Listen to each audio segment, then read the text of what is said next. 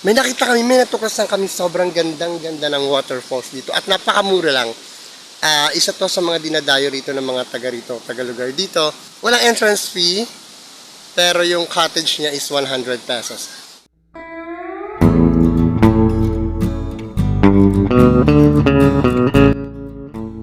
Guys, grabe, may nakita kaming napakamurang resort at napakaganda. Yun nga lang medyo may kalayuan, pero medyo may kalayuan. Pero kung gusto nyo talaga mag-relax at mag-enjoy at hanap nyo yung napakalamig na falls at napaka-relaxing na water, grabe dito, pumunta na kayo dito sa Clarendas. Clarendas Falls and Water Resort. Malapit lang naman, dito lang bandang Samar. Pero kung bandang taga Bicol kayo or taga Quezon Province, I highly recommend this falls talaga. Na pampamilya, pangbarkada, pwedeng solo ka rin kung wala kang jowa ka. So, ayun. Murang-mura dito lang entrance fee, tapos yung cottage niya is 100 pesos. Plus, napakaganda ng paligid. Yung surroundings is talagang Instagrammable yung mga pang-post talaga siya. And then, mapifeel mo dito yung sobrang ganda ng nature. Kung nature lover ka, especially dun sa mga talagang sanay sa, or mahilig pumasyal sa nature, this place is really good for you. Nandito tayo ngayon sa resort or sa falls na binisita namin. Ang ganda pero mura.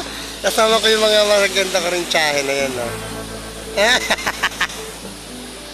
Maganda ko, sexing tsahen, pinsan ka. Sen? Oh?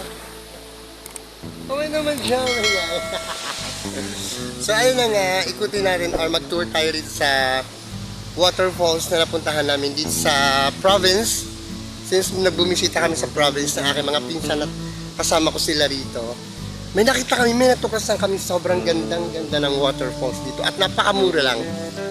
Isa to sa mga dinadayo rito ng mga taga rito, taga lugar dito.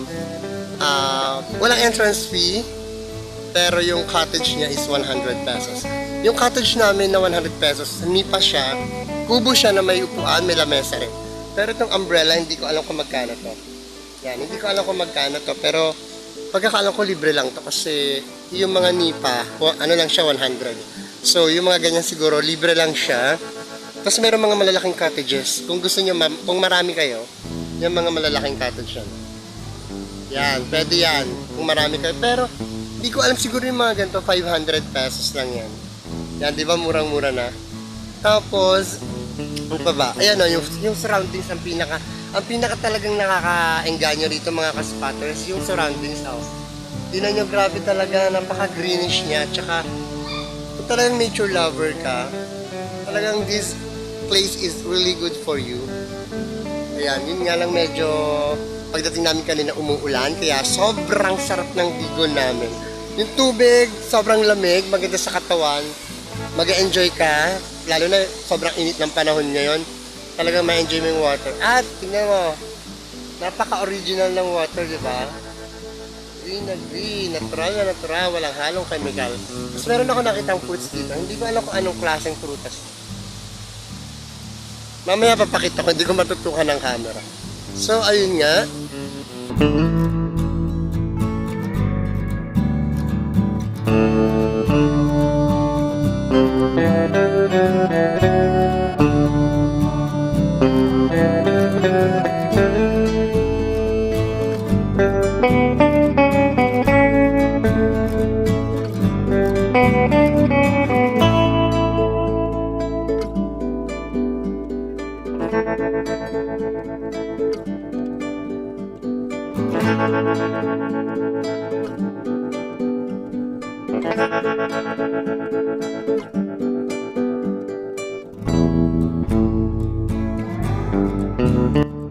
Kami sa falls. Anong pangalan ng falls na to?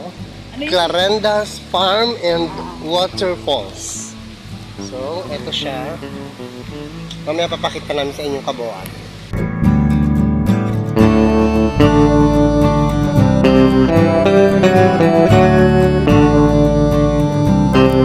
Thank you.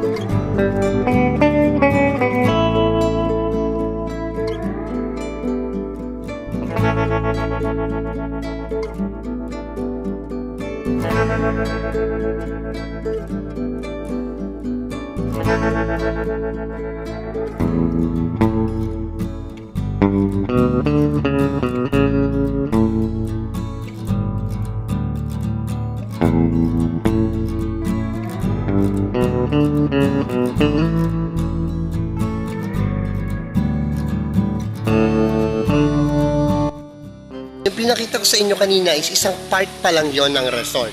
Ayan, yung may cottage, yung may pambatang part dun sa dulo na yon. Yan, pambata lang yan. Pinsan ko yung nakikita nyo naglalakad. Yung mga bata, visitors lang sila rito or parang taga rito na talaga sila. Tapos lakbayin pa natin ng higit pa sa itsura ng waterfalls na to. Yung surroundings talaga niya is talaga nakakainggan yung mga ka-spotters. Tignan nyo, napakalawak. At kung iikutin ninyo, grabe, there is more. Napakaganda. O, ayan o. Bukod dun sa resort, bukod dun sa falls na nasa dulo, yung pinanggalingan ko kanina, meron pa rin dito. Ayan, yung chewing ko, nagtatry siya na sukatin yung lalim.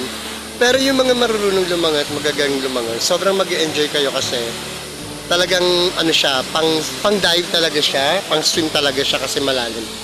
Pero sa mga kagaya ko na hindi naman marunong lumangat, so ganto-ganto muna tayo, pasyal-pasyal, lakad-lakad, punta doon, punta rito. Ito yung bridge na to, ito yung tulay from one part to another part para makarating ka dito sa Kakahuyan, dito sa On the Woods. Yan, On the Woods, di ba? Ang ganda. Huwag kayong mag-alala kasi matibay yung bridge na to. Yan, matibay siya, makakapal. Gawa sa makakapal na kahoy, mga tabla to, na talagang sobrang tibay. Kahit tumalong ka ng tumalon dyan, hindi ka malalaglag at hindi mababalo. And then meron ako nakikitang bangka rito. Hindi ko alam kung meron silang ginaganap dito na parang pagtutour ka. So hindi ko alam kung hanggang saan yung pwede nyo i-tour. Siguro hanggang doon.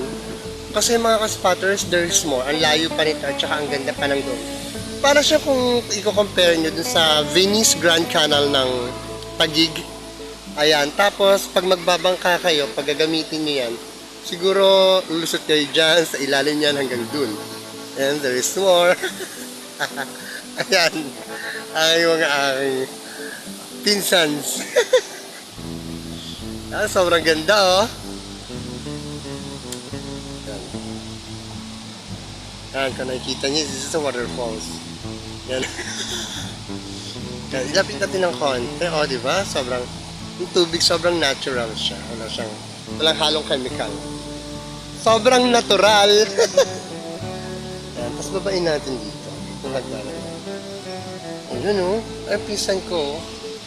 Grabe talaga. Alam niyo sa sobrang ganda, yung mamamangha na lang kayo at wala na kayong ibang gagawin kundi talagang tignan na lang yung lugar. Hindi. Nag-vlog lang.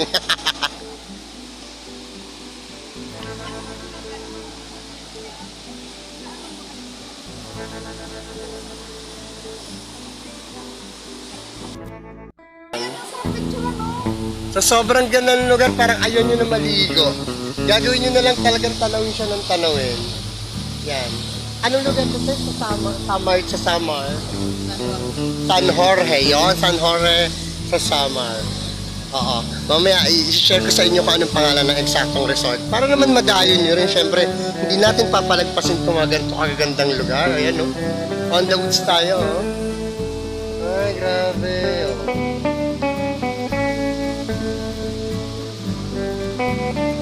Ayan.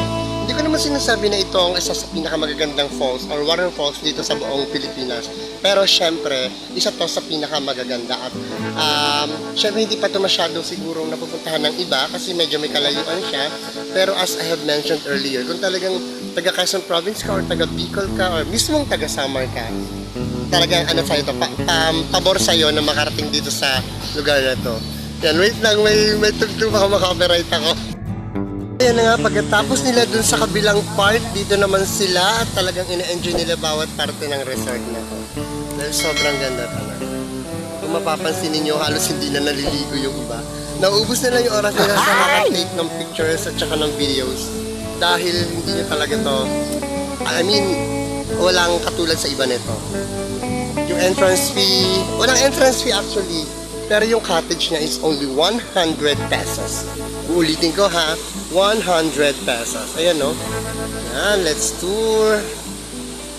Diba? Tingnan pa natin yung higit pa sa mga part ng resort na to. Doon ako nang galing. Kasi ito yung dinaanan ko and now nandito na tayo.